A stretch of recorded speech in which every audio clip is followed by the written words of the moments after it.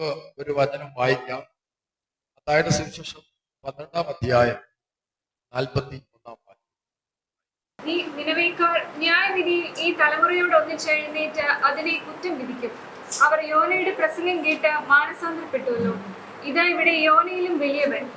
ഒന്നുകൂടെ ഉറച്ചു വായിക്കും. നിനവേക്കാർ ന്യായവിധിയിൽ ഈ തലമുറയോട് ഒന്നിച്ചെഴുന്നേറ്റ് അവരെ കുറ്റം വിധിക്കും. അവർ യോനയുടെ പ്രസംഗം കേട്ട് മാനസാന്തരപ്പെട്ടുവല്ലോ. ഇവിടെ യോനയിലും വലിയവൻ.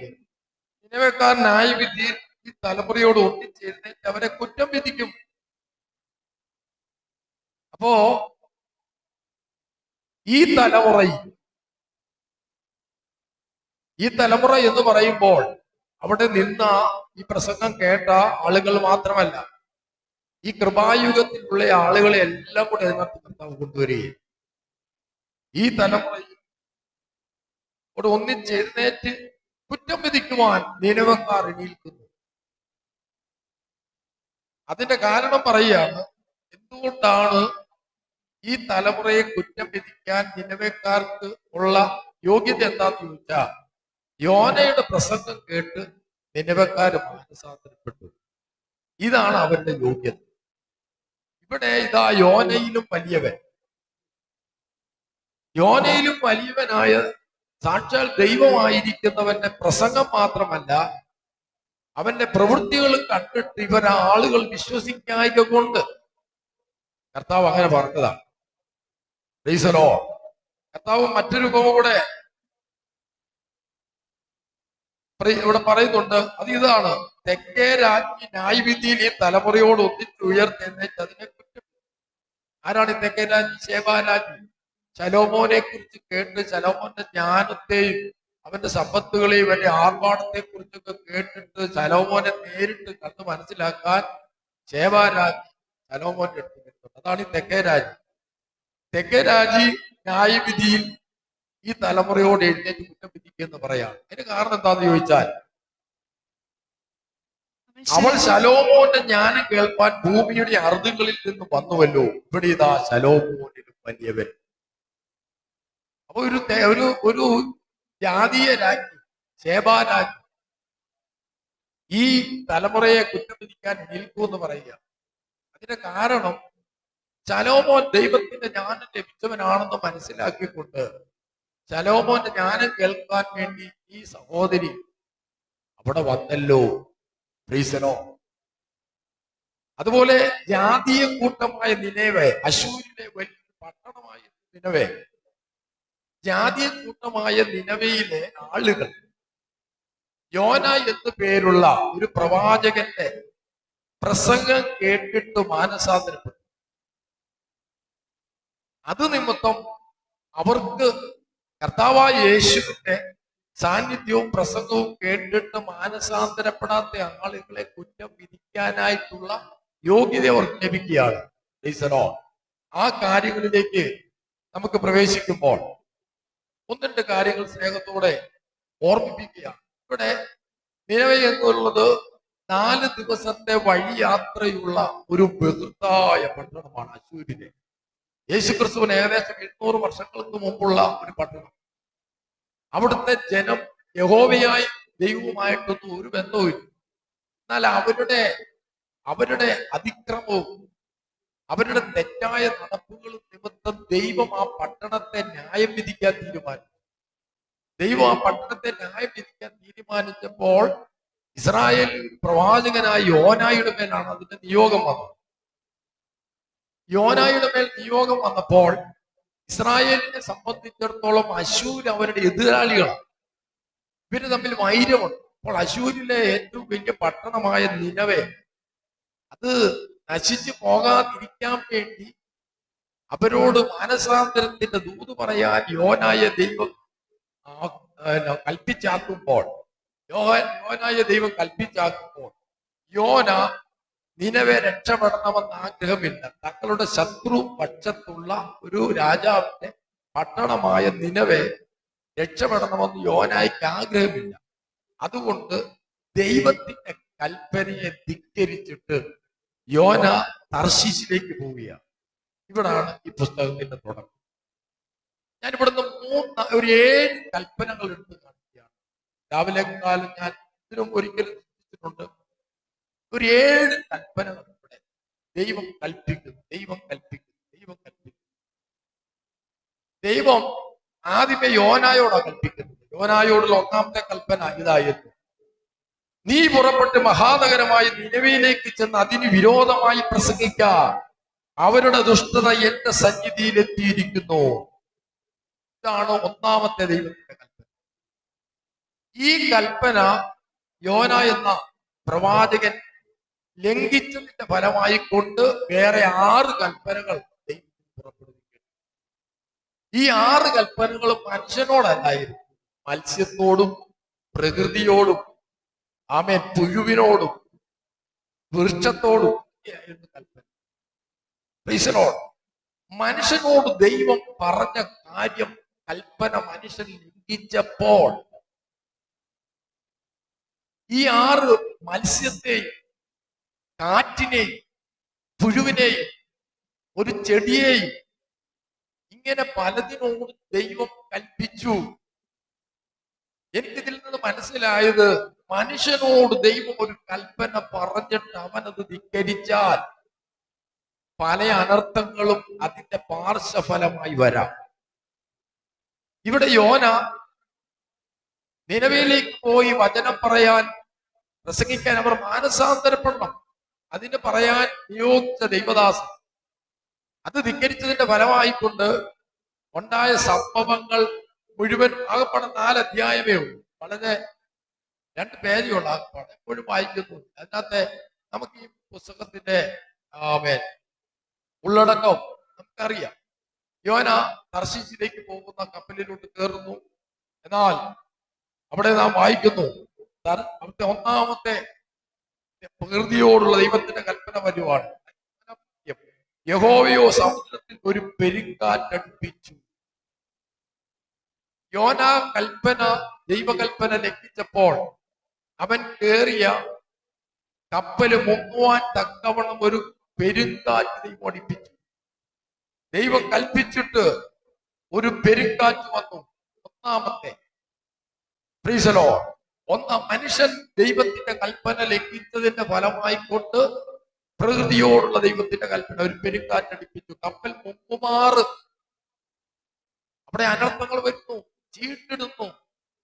യോന താൻ വന്ന കാര്യം ആ കപ്പലിലുള്ള ആളുകളോട് പറയുന്നുണ്ട്. നീ എന്തിനത് ചെയ്യുന്നു അവർ ചോദിക്കുന്നു. യോന കപ്പലിന്റെ അടിത്തട്ട് സുഖമായിട്ട് കിടന്നുറങ്ങുക.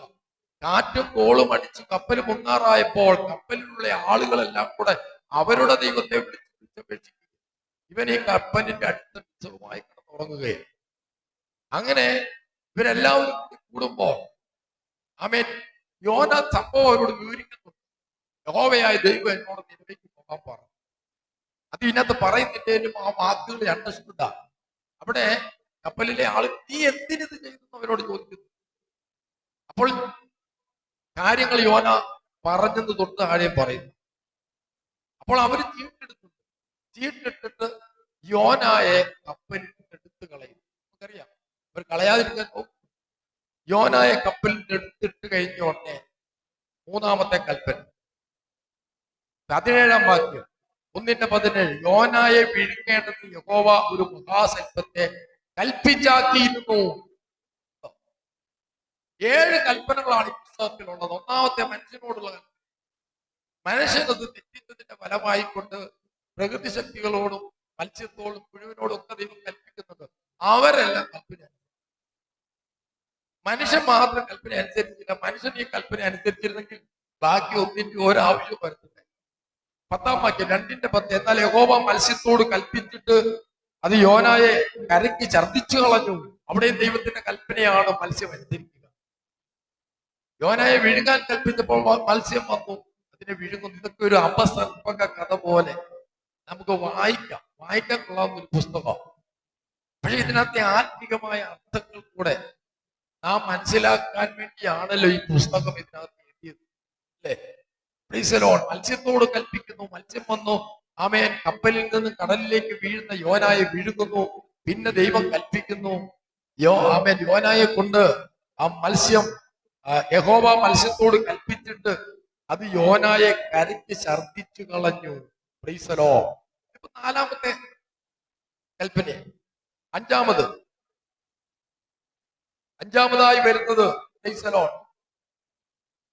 അതിനുശേഷം കുറെ സംഭവങ്ങൾ നടക്കുന്നുണ്ട്. ഈ സംഭവത്തിന് ശേഷം വെളിയിൽ വന്ന യോന നിനവേ പോയി പ്രസംഗിക്കുന്നുണ്ട്. 3 ദിവസത്തെ വഴിയാത്രയാണ് നിനവേ എന്ന് പറയുന്നു. ഒരു ദിവസത്തെ വഴിയാത്രയിലൂടെ പട്ടണത്തിന്റെ ഏകദേശം മധ്യപ്രദേശത്തേക്ക് അടുത്തപ്പോൾ യോന ഒരു പ്രസംഗം നടത്തുന്നു. യോന ആരാണെന്ന് അവർക്കറിയത്തില്ല, ഒരു പ്രവാചകനാണെന്നറിയാം. എന്നാൽ അവരാരാധിക്കുന്ന ദൈവത്തിന്റെ പ്രതിപുരുഷനല്ല, അവരുടെ ശത്രു രാജ്യമായ ഇസ്രായേലിൽ നിന്ന് വന്നിരിക്കുന്ന ഒരു മനുഷ്യനാണെന്നറിയാം. എന്നാൽ യോനയുടെ പ്രസംഗം എന്തുവായിരുന്നു? മാനസാന്തരപ്പെടണമെന്ന് യോന പ്രസംഗിച്ചു. ഈ പട്ടണത്തിന് അനർത്ഥം വരാൻ പോകുന്നു. യോന പ്രസംഗിച്ചു. ഈ പട്ടണത്തിന് അനർത്ഥം വരാൻ പോകുന്നു. യോന പ്രസംഗിച്ചു. ഇത് കേട്ട ആളുകൾ എല്ലാവരും രട്ടുടുത്തുകൊണ്ട് മാനസാന്തരപ്പെട്ട് ഉപവസിച്ച് പ്രാർത്ഥിക്കുവാൻ തീരുമാനമെടുത്തു. അവരുടെ രാജാവ് പറയുന്ന ഒരു കാര്യമുണ്ട്. അത് ഇപ്രകാരമാണ്: മനുഷ്യനോ മൃഗമോ കന്നുകാലിയോ ആടോ ഒന്നും ഒരു വസ്തുവും ആസ്വദിക്കരുത്. മേയ്ക്കുകയും വെള്ളം കുടിക്കുകയും അരുത്. മനുഷ്യനും മൃഗവും രട്ടുപുതിച്ച് ഉച്ചത്തിൽ ദൈവത്തോട് വിളിച്ചപേക്ഷിക്കണം. ഓരോരുത്തർ താത്താന്റെ ദുർമാർഗവും താത്താന്റെ കൈക്കലുള്ള സാഹസവും വിട്ട് മനം തിരികെയും വേണം. ദൈവം വീണ്ടും സഹതപിച്ച് നാം നശിച്ചു പോകാതിരിക്കേണ്ടതിന് അവന്റെ ഉഗ്രകോപം വിട്ടുമാറുമായിരിക്കും. ആർക്കറിയാം? ജനത്തിന്റെ ഇടയിൽ നടന്ന പ്രസംഗ വിഷയം അവിടുത്തെ രാജാവ് കേട്ടു. ഈ വന്നിരിക്കുന്ന ആള് തങ്ങളുടെ ശത്രു പക്ഷത്തുനിന്ന് വന്ന ആളാണെന്ന് അറിയാം. എന്നാൽ ആ ആള് പറയുന്നു, നമ്മൾ മാനസാന്തരപ്പെടണം. ആ പട്ടണത്തെ ജനത്തെ നോക്കി പറയാണ്, മാനസാന്തരപ്പെടണം എന്നുള്ള ആ വാക്കുകൾ കേട്ടുകൊണ്ട് ജനം ഒന്നടങ്കം ഉപവസിക്കാൻ തീരുമാനിച്ചപ്പോൾ രാജാവിന്റെ ചെവിയിലെത്തിയപ്പോൾ രാജാവ് ഇതൊരു ഔദ്യോഗിക കൽപ്പനയായി പുറപ്പെടുവിച്ചു. മൃഗങ്ങളും കന്നുകാലികളും എന്ന് വേണ്ട സകലതും രട്ടുടുത്തുകൊണ്ട് ഭക്ഷിക്കുകയോ പാനം ചെയ്യുകയോ ചെയ്യാതെ എന്ത് ചെയ്യണം? അവിടെ ഉപവാസം പ്രഖ്യാപിച്ചു. രാജാവിന്റെ ഒരു സ്റ്റേറ്റ്മെന്റ് ഉണ്ട്, ഒരു പ്രസ്താവനയുണ്ട്. അതാണ് എനിക്ക് അത്ഭുതം തോന്നുന്നത്. അതിങ്ങനെയാണ്: ദൈവം വീണ്ടും അനുദപിച്ച് നാം നശിച്ചു പോകാതിരിക്കേണ്ടതിന് അവന്റെ ഉഗ്രകോപം വിട്ടുമാറുമായിരിക്കും. ആർക്കറിയാം? ഈ ഉപവാസത്തിന്റെ ഫലമായിട്ട് അനർത്ഥം വിട്ടുമാറും എന്നുള്ളൊരു പ്രതീക്ഷയിലാണ് ഇവർ ഉപവസിക്കുന്നത്. എന്നാൽ അവർക്ക് ഉറപ്പില്ല. ആർക്കറിയാം? എന്നാൽ ഉറപ്പില്ലെങ്കിലും പ്രവാചക ശബ്ദത്തെ അവർ അവഗണിച്ചില്ല. ഉറപ്പില്ലെങ്കിലും അവിടെ വന്ന് പറഞ്ഞ ദൈവദാസന്റെ വാക്കുകൾക്ക് അവർ വില കൊടുത്തു. അവർ ഉപവസിക്കുന്നുണ്ട്, പ്രാർത്ഥിക്കുന്നുണ്ട്. രാജാവ് ഉൾപ്പെടെ ആ പ്രദേശത്തെ ആളുകളെല്ലാം പൂർണ്ണമായി ഉപവസിച്ചു പ്രാർത്ഥിച്ചതിന്റെ ഫലമായിക്കൊണ്ട് എന്ത് സംഭവിച്ചു? ദൈവത്തിന് കരുണ തോന്നി. അവർക്ക് വരുമെന്ന് പറഞ്ഞിരുന്ന അനർത്ഥം അവരെ വിട്ടുമാറി. ഇത് യോനായ്ക്ക് ഇഷ്ടപ്പെട്ടു. ഒരു പ്രവാചകൻ ഒരു അനർത്ഥത്തിന്റെ ദൂത് പറഞ്ഞിട്ട് അത് നടന്നില്ലെങ്കിൽ പ്രവാചകന്റെ പ്രവാചകന്റെ ആ പ്രവചനത്തിന് പ്രവചന സത്യമല്ലെന്നുള്ളൊരു ചിന്ത ജനത്തിന്റെ വരുമില്ലയോ? ഈ അനർത്ഥം പ്രസംഗിക്കുക, ഇവിടുത്തെ ജനം നശിച്ചു പോകുമെന്ന് പ്രസംഗിച്ചിട്ട് പുള്ളി വിചാരിച്ച് പുള്ളി പ്രസംഗിക്കുന്നത് പോലെ തന്നെ അവിടെ സംഭവിക്കുമെന്ന് ഓർത്തുകൊണ്ട് പ്രസംഗം കഴിഞ്ഞിട്ട് സ്വത്രം പുള്ളിയെ മാറിപ്പോയിരിക്കുക. ഈ പട്ടണം നശിച്ചു പോകുന്നത് കാണുവാൻ വേണ്ടി. എന്നാൽ യഹോവ ആ പട്ടണത്തിലെ ജനം മാനസാന്തരപ്പെട്ട് അനുദപിച്ചതിന്റെ ഫലമായിക്കൊണ്ട് ദൈവത്തിന്റെ ക്രോധം അവരെ മാറിയപ്പോൾ യോന ദൈവത്തോട് കോപിക്കുന്നുണ്ട്. ഇതാണ് ഞാൻ പറഞ്ഞത്. ഇതുകൊണ്ടാണ് നീ പറഞ്ഞപ്പോൾ ഞാൻ നിനവയിലേക്ക് വരാഞ്ഞത്. നീ ദീർഘക്ഷമയുള്ള ദൈവമാ, കരുണയുള്ള ദൈവമാ. നീ അവരോട് മനസ്സലിഞ്ഞ് അവരെ പിടിപ്പിക്കുമെന്ന് എനിക്കറിയാം. അതുകൊണ്ട് തന്നെ ഞാൻ വരാഞ്ഞത്. നീ കോപിക്കുന്നത് എന്തെന്ന് ദൈവം യോനായോട് ചോദിച്ചു. നീ കോപിക്കുന്നത് എന്ത്? എന്നിട്ട് യോനായ ദൈവം വേറൊരു പ്രോസസ്സിലേക്ക് കടത്തിവിടും. യോനായോട് പറഞ്ഞു, ഈ നിനിവെ പട്ടണം നീ കോപിക്കുന്നത് എന്തെന്നേ ചോദിച്ചുള്ളൂ. ദൈവം പിന്നെ യോന നിനിവെ പട്ടണത്തിൽ എന്ത് സംഭവിക്കുമെന്ന് അറിയാൻ വേണ്ടി പട്ടണത്തെ നോക്കിക്കൊണ്ട് ദൃഷ്ടിയുള്ളിടത്ത് ഒരു കുടില് കെട്ടി അവിടെ ഇരുന്ന് പട്ടണത്തിന് എന്ത് സംഭവിക്കുമെന്ന് നോക്കാൻ ആരംഭിച്ചു. അപ്പോൾ യോനായുടെ മേൽ ദൈവം പെട്ടെന്ന് ഒരു ആവണക്കിനെ കൽപ്പിച്ചുണ്ടാക്കി എന്ന് നാം വായിക്കുന്നു. അവിടെ 4-ാം അധ്യായത്തിന്റെ 6-ാം വാക്യമാണ്. അവന്റെ തലയ്ക്ക് തണലായിരിക്കേണ്ടത് യഹോവയായ ദൈവം ഒരു ആവണക്ക് കൽപ്പിച്ചുണ്ടാക്കി. അവിടെ ഒരു ആവണക്കിനെ ദൈവം കൽപ്പിച്ചുണ്ടാക്കുന്നു. ഇത് 5-ാമത്തെ കൽപ്പനയാണ്. ഒരു മനുഷ്യൻ ദൈവത്തിന്റെ കൽപ്പന ലംഘിച്ചതിന്റെ ഫലമായി കൊണ്ട് പ്രകൃതി ശക്തികളോട് പ്രകൃതിയിലുള്ള മറ്റ് സംഗതികളോടും ദൈവം കൽപ്പിക്കുകയാണ്. ഇവയെല്ലാം അവൻ ദൈവത്തിന്റെ കൽപ്പനയെ അനുസരിക്കുന്നു. യോന ഇതിനകത്ത് അത്ഭുതം പോലും ശ്രദ്ധിക്കുന്നില്ല. നിനവെ പട്ടണത്തിന് എന്ത് സംഭവിക്കുമെന്ന് ഓർത്തൊരു കുടിൽ കെട്ടി അതിന്റെ ചോട്ടിൽ ഇരിക്കുമ്പോൾ പെട്ടെന്നൊരു ആവണക്ക് മുളച്ചു വരുന്നു. ഇത് പെട്ടെന്ന് സംഭവിക്കുന്നതാണ്. അവൻ ചെറുതായി കിളുത്ത് വലുതായി വന്നതല്ല, പെട്ടെന്നൊരു ആവണക്ക് ഉണ്ടായി.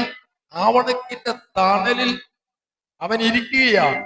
Price the Lord. അങ്ങനെ സംഭവിച്ചപ്പോൾ ആമേൻ പിറ്റന്നാൾ പുലർന്നപ്പോൾ എന്ന് പറഞ്ഞപ്പോൾ തലേ ദിവസം രാവിലെ ആയിരിക്കാം ആവണക്ക് പ്രൈസ് ദി ലോർഡ് കിളുത്തു വന്നത്. പെട്ടെന്ന് മുളച്ച് പിറ്റന്നാൾ പുറന്നപ്പോൾ ഒരു പുഴുവിനെ, അടുത്ത വാക്യം 6-ാമത്തെ കൽപ്പന 4:7. പിറ്റന്നാൾ പുലർന്നപ്പോൾ ദൈവം ഒരു പുഴുവിനെ കൽപ്പിച്ചാക്കി. കേട്ടോ, പുഴു ദൈവകൽപ്പന അനുസരിക്കുന്നു. ആവണക്കിനെ പോയി കുത്താൻ പറഞ്ഞു. ദൈവകൽപ്പന അനുസരിച്ചുകൊണ്ട് പുഴു ആവണക്കിനെ കുത്തി. അത് ആവണക്ക് കുത്തിക്കളഞ്ഞു, അത് വാടിപ്പോയി. 6-ാമത്തെ കൽപ്പന ദൈവത്തിൻ്റെത് പുഴു അനുസരിച്ചു. വിവേകമുള്ള ജ്ഞാനിയായ ദൈവത്തിന്റെ സാദൃശ്യത്തിൽ സ്വരൂപത്തിൽ സൃഷ്ടിച്ച മനുഷ്യൻ ദൈവകൽപ്പന ലംഘിച്ചതിന്റെ ഫലമായി കൊണ്ടാണ് ഇതെല്ലാം രംഗപ്രവേശം ചെയ്യേണ്ടി വന്നത്. അല്ലേ? Praise the Lord. പുഴുവിനെ ആവണക്ക് ദൈവം ഒരു പുഴുവിനെ കൽപ്പിച്ചാക്കിയത് ആവണക്ക് കുത്തിക്കളഞ്ഞു, അത് വാടിപ്പോയി. അടുത്ത കൽപ്പന ദൈവം സൂര്യൻ ഉദിച്ചപ്പോൾ ദൈവം അത്യുഷ്ണമുള്ളൊരു കിഴക്കൻ കാറ്റ് കൽപ്പിച്ചു വരുത്തി. അവിടെ ദൈവത്തിന്റെ 7-ാമത്തെ കൽപ്പനയായിരുന്നത് അത്യുഷ്ടമുള്ളൊരു ഉഷ്ണക്കാറ്റ് ദൈവം കൽപ്പിച്ചു വരുത്തി. അതിന്റെ ഫലമായി കൊണ്ട് യോനായ്ക്ക് തന്റെ തല വെയിലുദിച്ചപ്പോൾ, യോന ക്ഷീണിച്ചപ്പോൾ ഞാൻ മരിക്കുന്നത് നന്ന് എന്നവൻ പറയാൻ. ദൈവത്തിന്റെ കൽപ്പനാലംഘനം നടത്തിയ ഒരു മനുഷ്യൻ ഈ അവസാനം മരിക്കുന്നത് മതി എന്ന നിലയിലേക്ക് കടന്നു. ദൈവിക ഇടപെടലിനെ നിസ്സാരവൽക്കരിച്ചതിന്റെ ഫലമായിക്കൊണ്ട് ജീവിതത്തിൽ കടുത്ത നിരാശയുടെ പടുകുഴിയിലേക്ക് ഒരു മനുഷ്യൻ വീഴുന്നു. Price the Lord. എന്നാൽ ദൈവം അവനെ നശിപ്പിച്ചു കളയുന്ന ദൈവം അല്ല. ദൈവം ഒരു ശുശ്രൂഷയുടെ മുഖത്തേക്ക്, ഒരു ദൈവിക പദ്ധതിക്ക് വേണ്ടി ഒരുവനെ കണ്ടിട്ടുണ്ടെങ്കിൽ അവൻ ദൈവിക കൽപ്പനകൾ നിരസിച്ച് അവന്റെ ജീവിതം ശൂന്യമാകുന്ന നിലകളിലേക്ക്, ഇനി ജീവിച്ചിട്ട് കാര്യമില്ല എന്ന നിലകളിലേക്ക് അവൻ അധപതിച്ചെങ്കിലും ദൈവം അവനെ കൈവിടത്തില്ല എന്ന് തിരുവചനത്തിലൂടെ ഇവിടെ നാം വെളിപ്പെടുത്തുന്നു. നമുക്ക് ദൈവത്തിന് സ്തോത്രം ചെയ്യാം. അവൻ അവിടെ നാം വായിക്കുന്നു, ദൈവം അവനെ ഒരു കാര്യം പഠിപ്പിക്കുകയായിരുന്നു. ദൈവം അവനോട് ചോദിക്കുന്ന ഒരു ചോദ്യമുണ്ട്. അവിടുത്തെ ഈ മനുഷ്യന്റെ സമനില തെറ്റിക്കഴിഞ്ഞാൽ ദൈവത്തോടും മനുഷ്യൻ ഇല്ലയോ? Price the Lord. ഇനി ശേഷവും ഒന്നുമില്ല, എല്ലാം നശിച്ച് പൊക്കോട്ടെ എന്നൊരു തീരുമാനം എടുത്തു കഴിഞ്ഞാൽ പിന്നെ മനുഷ്യന്റെ വായിൽ വരുന്ന വാക്കുകൾ പോലും ദൈവത്തെ വേണ്ടൊരു. പക്ഷെ ദൈവത്തെ വരാൻ ദൈവം ആയതുകൊണ്ട് നമ്മുടെ മാനസികാവസ്ഥ ബലഹീനതയോടും അല്ലേ? ജീവിതത്തിൽ ചില പ്രശ്നങ്ങളുടെ മധ്യത്തിൽ ദൈവത്തോട് മറുതിരിച്ചിട്ടില്ലയോ? എന്നാ ദൈവം എന്ന് ചോദിച്ചിട്ടില്ലയോ? അത്രയുള്ളവൻ എന്നാ വലിയ വിശുദ്ധിയുടെ അവൻ വിശുദ്ധിയുടെ കൊടുമുടിയിൽ കയറി നിന്നാലും മനുഷ്യനാകട്ടോ. എന്നാ വലിയ വിശുദ്ധിയുടെ കൊടുമുടിയിലാണ് താൻ നിൽക്കുന്നത് എന്ന് പറഞ്ഞുകൊണ്ട് ആത്മീകമായി വലിയ സംഭവമാണെന്ന് തന്നെ ചിത്രീകരിച്ചാലും ചെറിയൊരു വിഷയത്തിന്റെ മധ്യത്തിൽ അവൻ വെറും മനുഷ്യനാണ്, അവൻ വെറും ബലഹീനനാണ് എന്ന് അവന്റെ ചിന്തകളിലൂടെയും വാക്കുകളിലൂടെയും അവൻ തന്നെ വെളിപ്പെടുത്തും. നമുക്കൊന്ന് സ്തോത്രം ചെയ്യാം. യോന ഇത്രയും വലിയ പ്രവാചകനായിരുന്നു. യോന ദൈവത്തോട് കോപിക്കുന്ന രംഗം വെയിൽ യോനയുടെ തലയിൽ കൊള്ളുകയാൽ അവൻ ക്ഷീണിച്ചു, മരിച്ചാൽ കൊള്ളാമെന്ന് ചിന്തിച്ചു. ദൈവത്തിന്റെ പ്രവാചക ശബ്ദമാണ്, ഇസ്രായേലിലെ പ്രവാചകനാണ്. ഇപ്പോൾ പറയാണ്, എന്തുവാ മരിച്ചാൽ കൊള്ളാം. കാരണം എന്തുവാ? ആവണക്കുണങ്ങിപ്പോയി. Praise the Lord. ആവണക്കുണങ്ങിപ്പോയി. നമ്മുടെ ജീവിതത്തിലെ മരിച്ചാൽ മതി എന്ന് പറയുന്ന പല വിഷയങ്ങൾ ഇത്രയേ ഉള്ളൂ. എങ്ങനെയൊന്ന് ചത്താ മതി, എങ്ങനെയൊന്ന് നീർന്നു കിട്ടിയാ മതി. ആവണക്കുണങ്ങിപ്പോയ പോലുള്ള വിഷയങ്ങളാണ് പലരുടെയും ജീവിതത്തിൽ. എന്നാൽ ദൈവത്തിന് അതിനപ്പുറം ഒരു പദ്ധതിയുണ്ട്. ഒരു സ്വോത്രം പറഞ്ഞാട്ടെ. വിളിച്ചു വേർതിരിച്ചവൻ ഒരു പദ്ധതിയുണ്ട്. അവൻ സ്വോത്രം കരുണയുള്ള ദൈവമാണ്, വിടുവിക്കുന്ന ദൈവമാണ്. മനുഷ്യപുത്രൻ അവൻ ശിക്ഷിപ്പാനല്ല, അനേകർക്ക് വേണ്ടി തന്റെ ജീവനെ മറുവിലിയായി കൊടുപ്പാനത്രേ വന്നത്. കർത്താവിനൊന്ന് സ്വോത്രം ചെയ്താട്ടെ.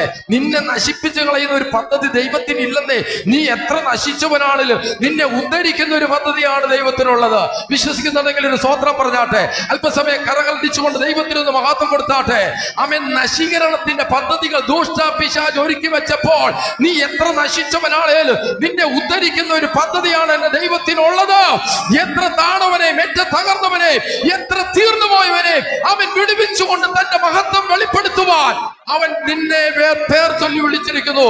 കരങ്ങൾ അടിച്ചുകൊണ്ട് നമുക്ക് ദൈവത്തിന് മഹത്വം കൊടുക്കാം. അല്പസമയം ദൈവത്തിന് മഹത്വം കൊടുത്ത് ഇത്ര വലിയവനായ ദൈവത്തിന്റെ കരങ്ങളിൽ നാം സുരക്ഷിതരാണ്. ഇത്ര വലിയവനായ ദൈവത്തിന്റെ കരങ്ങളിൽ നാം നശിച്ചു പോകുന്നവരല്ല, നാം ഉദ്ധരിക്കപ്പെടുന്നവരാണ്. Price the Lord. ദൈവത്തിന് മഹത്വം കൊടുക്കാം. Praise the Lord. യോനായുടെ കോപത്തിന്റെ വഴികളിലേക്ക് നമുക്കൊന്ന് പോകാം. Praise the Lord. മരിച്ചാൽ കൊള്ളാം എന്ന് ചിന്തിച്ചു. ജീവിച്ചിരിക്കുന്നതിനേക്കാൾ മരിക്കുന്നത് എനിക്ക് നന്നെന്ന് പറഞ്ഞു. ദൈവം അപ്പൊ ചോദിക്കുന്നുണ്ട്, അപ്പൊ ഇവനെ മരിക്കാനുള്ള തീരുമാനം എന്തുവാ? തലേ ദിവസം രാവിലെ മുളച്ചു വന്നിട്ട് ഒരു ദിവസം 24 മണിക്കൂർ ആയുസുണ്ടായിരുന്ന ഒരാവണത്തിന്റെ തണല് തട്ടി പിശാച് കൊണ്ടുവന്ന ചില ട്രാപ്പിനകത്ത് പോയി വീണിട്ട്, പിശാച് കൊണ്ടുവന്ന ചില ട്രാപ്പിനകത്ത് തല വെച്ച് കൊടുത്തിട്ട് അവൻ പിടിമുറുക്കിയപ്പോൾ മരിച്ചാ മതി എന്ന നിലകളിലേക്ക് മനസ്സിന്റെ അവസ്ഥയെ ദുഷ്ട പിശാച് തകർത്തു കളഞ്ഞെങ്കിൽ ദൈവം വിട്ടിട്ടില്ല കേട്ടോ. ദൈവം വിട്ടിട്ടില്ല. ദൈവത്തിന് പദ്ധതിയുണ്ട്. എന്റെ ദൈവത്തിന് പദ്ധതിയുണ്ട്. അവൻ വിടുവിക്കുന്ന ദൈവമാണ്. ഓ, ഇത് കരമുയർത്തി ഒന്ന് സ്വോത്രം ചെയ്താട്ടെ. Praise the Lord. ഹല്ലേലൂയ. ഇവിടെ ഈ ആവണക്ക് 24 മണിക്കൂർ ദൈർഘ്യമുള്ള ഈ ആവണക്ക് നിമിത്തം ഒരു പ്രവാചകൻ ചത്താൽ മതി എന്ന് തീരുമാനമെടുക്കുക. നീ ആവണക്ക്, ദൈവം ചോദിക്കുന്ന ഒരു ചോദ്യമുണ്ട്. ദൈവം യോനായോട് നീ ആവണക്ക് നിമിത്തം കോപിക്കുന്നത് വിഹിതമോ എന്ന് ചോദിച്ചതിന് അവൻ, ഞാൻ മരണത്തിൽ പര്യന്തം കോപിക്കുന്നത് വിഹിതം തന്നെ എന്ന് പറഞ്ഞു. അവൻ ദൈവത്തോട് മറുതലിന്റെ വാക്കാ. ഞാനിപ്പോ കോപിക്കുന്നത് എന്നാ ചെയ്യാനാ? ഇതാണ് ആ വർത്തമാനത്തിന്റെ ടോൺ. അതാണ്, ഞാൻ കോപിക്കുന്നത് എന്നാ ചെയ്യാനാ? ആവണക്ക് നിമിത്തം നീ കോപിക്കുന്നത് എന്ത്? ഇവരെ പഠിപ്പിക്കുക, കർത്താവ് പഠിപ്പിക്കുക. ആവണക്ക് നിമിത്തം നീ കോപിക്കുന്നത് എന്ത്?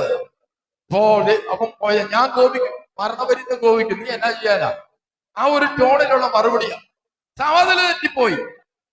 ദൈവ സാന്നിധ്യത്തെ വിട്ടോടി ദൈവത്തിന്റെ കൽപ്പനയെ മറുതലിച്ചാൽ സമനില തെറ്റിപ്പോയി. ദൈവത്തോട് മറുതലിക്കുന്ന നിലകളിലേക്ക് സമനില തെറ്റിച്ചു കളഞ്ഞു. സുബോധത്തോടെ ഒരു ദൈവത്തിന്റെ പൈതലിനെ ചോദിക്കാൻ പറ്റുമോ? Price the Lord.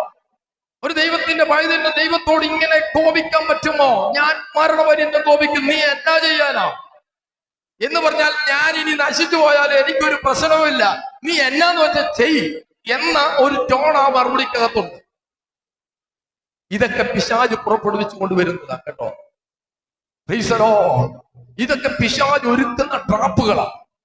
എന്നാൽ ഇന്ന് പകൽക്കാലം ദൈവത്തിന്റെ ആത്മാവ് ഓരോ വചനത്തിലൂടെയും ഓരോ പുസ്തകത്തിലൂടെയും നമ്മോട് ഇടപെടുമ്പോൾ, ആമേൻ, സ്തോത്രം, ആമേൻ, നമ്മോട് ഇടപെടാൻ വേണ്ടി ഇതൊക്കെ എഴുതി ചേർത്തിരിക്കുമ്പോൾ, ഇതൊക്കെ മാനസാന്തരത്തിന്റെ ദൂതുകളായി ദൈവത്തിന്റെ ആത്മാവ് തരുമ്പോൾ, ഇത് കേട്ടിട്ട് നമ്മൾ മാനസാന്തരപ്പെടുന്നില്ലെങ്കിൽ അവൻ ന്യായവിധിയിൽ നിനവേക്കാർ എണീറ്റ് നമുക്കെതിരായി കുറ്റം വിധിക്കും. മനസ്സിലായിട്ടുണ്ടെങ്കിൽ ഒന്ന് സ്തോത്രം പറഞ്ഞാട്ടെ. ആമേൻ, സ്തോത്രം. ഇവിടെ യോനായിലും വലിയവൻ എഴുതി തന്നതും അവൻ പഠിപ്പിച്ചതുമായ സത്യങ്ങളെ അവനെ അനുഭവിച്ചറിഞ്ഞിട്ട് അവന്റെ സ്തോത്രം പരിശുദ്ധാത്മാവിനെ പ്രാപിച്ചിട്ട് ആമേൻ ഈ കാര്യങ്ങളെ സംബന്ധിച്ച് നാം പൂർണ്ണമായി സമർപ്പിതരായി തീർന്നില്ലെങ്കിൽ എങ്കിൽ നിനവേക്കാർക്ക് യോനായ ആരാണെന്ന് അറിയത്തില്ല, ദൈവത്തിന്റെ പ്രവാചകനാണെന്ന് അറിയത്തില്ല. എന്നാൽ അവർക്ക് വരുവാനുള്ള ഒരു അനർത്ഥത്തെ കുറിച്ച് അവൻ പ്രസംഗിച്ചപ്പോൾ, തങ്ങൾ നന്നാവാൻ വേണ്ടി മാനസാന്തരപ്പെടാൻ തീരുമാനമെടുത്തപ്പോൾ, അവരുടേതല്ലാത്ത ഒരു ദൈവത്തിന്റെ ആലോചനയുടെ മുമ്പിൽ അവരെ ഏൽപ്പിച്ചു കൊടുത്തപ്പോൾ അവർ രക്ഷപ്പെട്ടെങ്കിൽ, ആമേൻ, ദൈവത്തിന്റെ വചനത്തിലൂടെ യേശുദാനം നമ്മോട് അരുളി ചെയ്യുകയും പരിശുദ്ധാത്മാവ് നമ്മോട് നിരന്തരമായി ഇടപെടുകയും ചെയ്തുകൊണ്ടിരിക്കുന്ന വിഷയങ്ങളിൽ നാം മാനസാന്തരപ്പെട്ടില്ലെങ്കിൽ ന്യായവിധിയിൽ നിനവേക്കാർ എണീറ്റ് നമുക്കെതിരായി കുറ്റം വിധിക്കുമെന്നുള്ളൊരു ദൂത് ഈ പുസ്തകത്തിനകത്ത് അടങ്ങിയിരിപ്പുണ്ട്. വിശ്വസിക്കുന്നുണ്ടെങ്കിൽ കരങ്ങൾ ഉയർത്തി ദൈവത്തിനൊന്ന് സ്തോത്രം ചെയ്യുക. അല്പസമയം കരങ്ങൾ അടിച്ചുകൊണ്ട് ദൈവത്തിന് മഹത്വം കൊടുക്കുക. ദൈവ സാന്നിധ്യം ഇതിനകത്ത് വ്യാപരിക്കട്ടെ. പരിശുദ്ധാത്മാവ് വ്യക്തിപരമായി ജീവിതങ്ങളോട് ഇടപെടട്ടെ. യേശു ക്രിസ്തുവിന്റെ നാമത്തിന്റെ സാന്നിധ്യം വ്യാപരിക്കട്ടെ. പരിശുദ്ധാത്മാവ് വ്യക്തിപരമായി ജീവിതങ്ങളോട് ഇടപെടട്ടെ. യേശുവിന്റെ നാമത്തിന്റെ സാന്നിധ്യം വെളിപ്പെടട്ടെ. പരിശുദ്ധാത്മാവ് വ്യക്തിപരമായി ഇടപെടട്ടെ. നശിച്ചു പോയി തീരുവാൻ വേണ്ടിയല്ല, നഷ്ടപ്പെട്ടതിനെ ഓർത്തു ആകുലപ്പെടുവാനല്ല. എന്റെ ദൈവം നിനക്കായി പുതിയതൊന്നും ഒരുക്കി വെച്ചിരിക്കുന്നു. എന്റെ ദൈവത്തിന്റെ കരം നിനക്ക് അനുകൂലമായി ചലിപ്പിച്ചുകൊണ്ട് നിന്റെ നാശകരമായ കുഴിയിൽ നിന്ന് നിന്നെ പുറത്തു കൊണ്ടുവരികയാണ് ദൈവത്തിന്റെ പദ്ധതി. വിശ്വസിക്കുന്നവർ കരങ്ങൾ അടിച്ചുകൊണ്ട്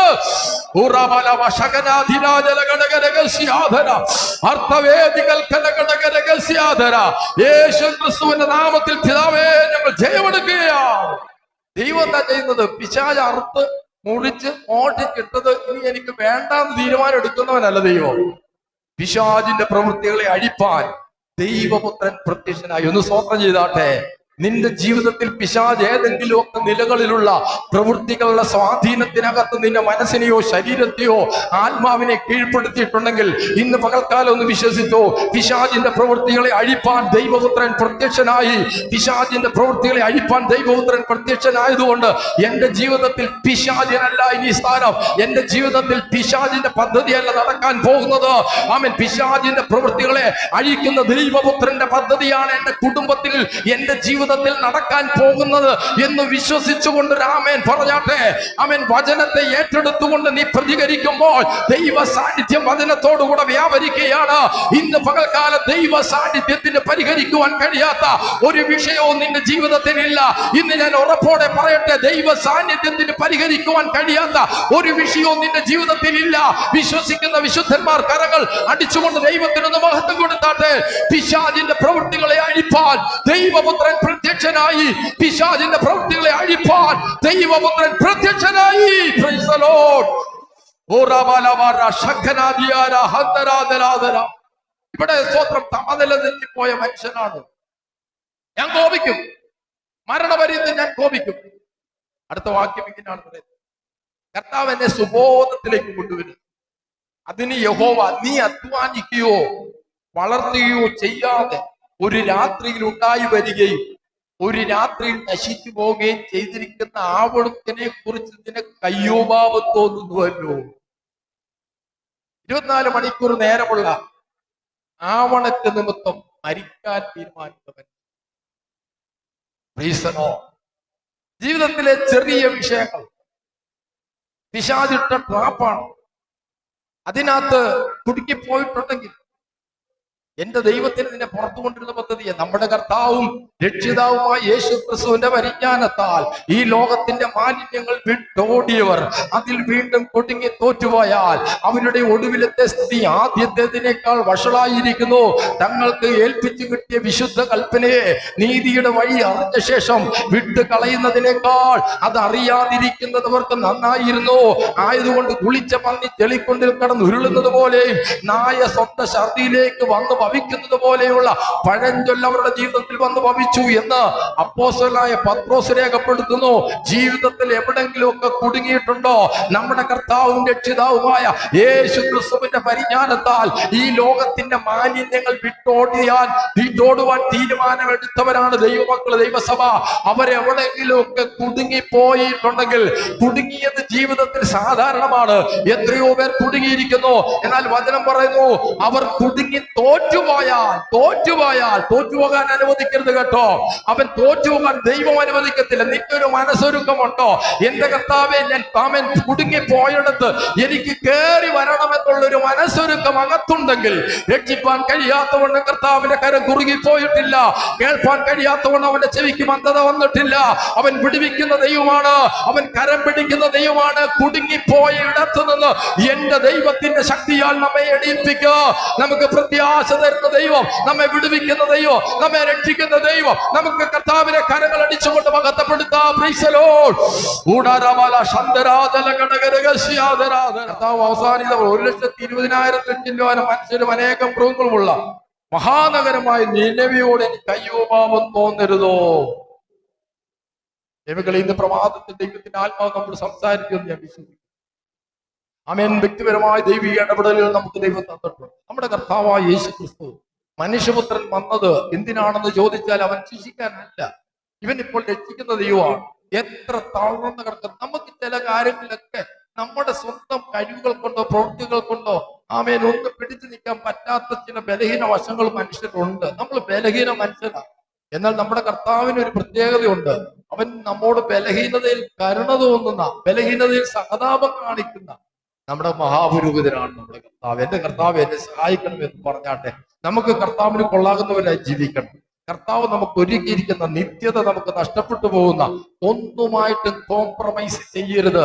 ചില കാര്യങ്ങൾ നമ്മുടെ ജീവിതത്തിന്റെ മേൽ പണമുടർത്തി നിൽക്കുക, നമ്മെ നശിപ്പിച്ച് താളടിയാക്കി കളയുവാൻ വേണ്ടി ദുഷ്ടപിശാചി ചില പദ്ധതികളൊക്കെ ഒരുക്കി വെച്ചിട്ടുണ്ടെങ്കിൽ നമുക്കവിടെ സ്വന്തം ശക്തി കൊണ്ട് പിടിച്ചു നിൽക്കാൻ കഴിയത്തില്ല. കർത്താവിനോട് പറയാം, എന്നെ സഹായിക്കണമേ, എനിക്കൊരു പുതുബലം തരണമേ, ഒരു പുതുശക്തി എനിക്ക് തരണമേ, പരിശുദ്ധാത്മാവെ എന്നെ സഹായിക്കണമേ. എന്റെ ബലഹീനതയിൽ ഞാൻ തോറ്റുപോകുവാൻ ഇടവരരുത്. എന്റെ കർത്താവേ, അങ്ങേക്ക് ഇഷ്ടമല്ലാത്ത സകലതിനെ വിട്ടോടുവാനുള്ള കൃപ എനിക്ക് തരണമേ. ഞാൻ അവയെ വിട്ടോടിയില്ലെങ്കിലും അവയെ എന്നിൽ നിന്നും പറിച്ചു മാറ്റി കളയണമേ എന്ന് പ്രാർത്ഥിച്ചാട്ടെ. എന്റെ ദൈവമേ, നിന്നിൽ നിന്നും എന്നെ അകറ്റുന്ന സകല സാഹചര്യങ്ങളെ എനിക്ക് വിട്ടോടുവാൻ പറ്റാതെ ഞാൻ ബലഹീനനായി വീട് പോവുകയാണെങ്കിൽ ആ സാഹചര്യങ്ങളെ എന്നിൽ നിന്നും പറിച്ചു മാറ്റി കളയണമെന്ന് ആത്മാർത്ഥമായി ഒന്ന് പ്രാർത്ഥിച്ചാട്ടെ. എന്റെ കർത്താവേ, അങ്ങിൽ നിന്നും എന്നെ അകറ്റുന്ന സാഹചര്യങ്ങളെ എന്റെ ജീവിതത്തിൽ നിന്നും പറിച്ചു മാറ്റി കളയണമേ. എന്നെ കൊള്ളാകുന്നവനാക്കി തീർക്കണമേ. യേശുവിന്റെ മടങ്ങി വരവെങ്കിൽ എന്നെ അപ്പാ കൊള്ളാകുന്നവനായി, ഒരുക്കമുള്ളവനായി എന്നെ തീർക്കുവാൻ എന്നെ ഒന്ന് ശുദ്ധീകരിക്കണമേ. പരിശുദ്ധാത്മാവിനാൽ എന്നെ പണിതെടുക്കണമേ എന്ന് ആമേൻ ആത്മാർത്ഥമായി പ്രാർത്ഥിച്ചുകൊണ്ട് കരകൾ അടിച്ചുകൊണ്ട് കർത്താവിനൊന്ന് മഹത്വം കൊടുത്താം.